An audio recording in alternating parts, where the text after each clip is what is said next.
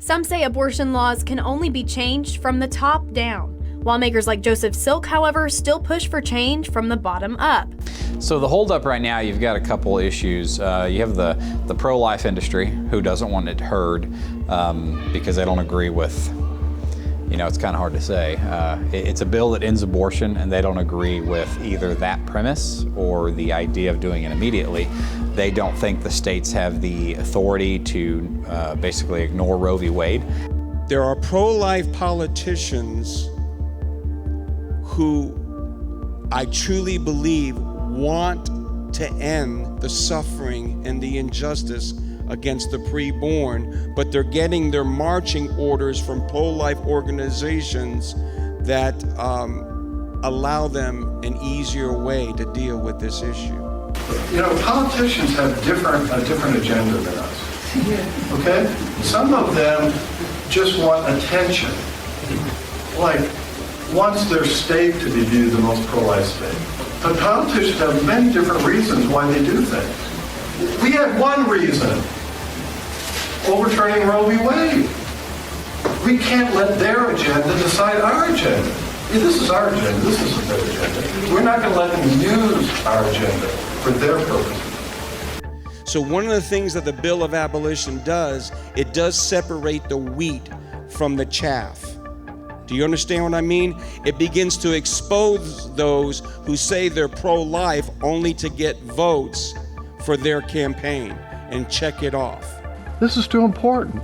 We need to make sure we build a willing court. How do we do that? We re-elect President Trump and we re-elect a majority in the Senate. That is it.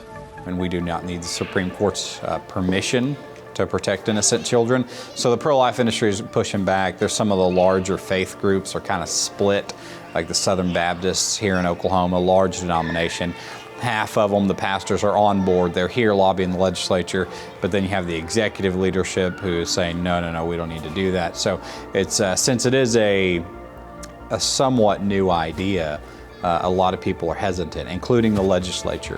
Right, the Senate leadership is very hesitant of it, and so we're working with them, saying just give the bill a hearing so we can talk about it. I can explain it, we can debate it, and kind of see where it's going to go. So that's there's several different oppositions that are we're being faced with and having to take care of. That's our job. So we have to tell them, no.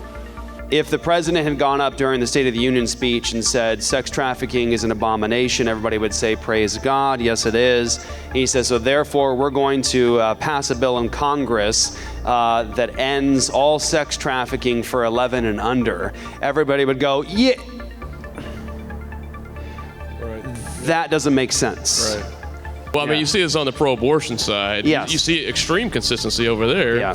This is not a life. It's just tissue. It's just a polyp. So you can remove it. So there should be abortion on demand for everybody and just treat it like any other kind of health care. Yeah. That's consistency. Mm-hmm. On the pro-life side and pro-life lobby, you hear, this is a life from the moment of fertilization, from the moment of conception, made in the holy image of God.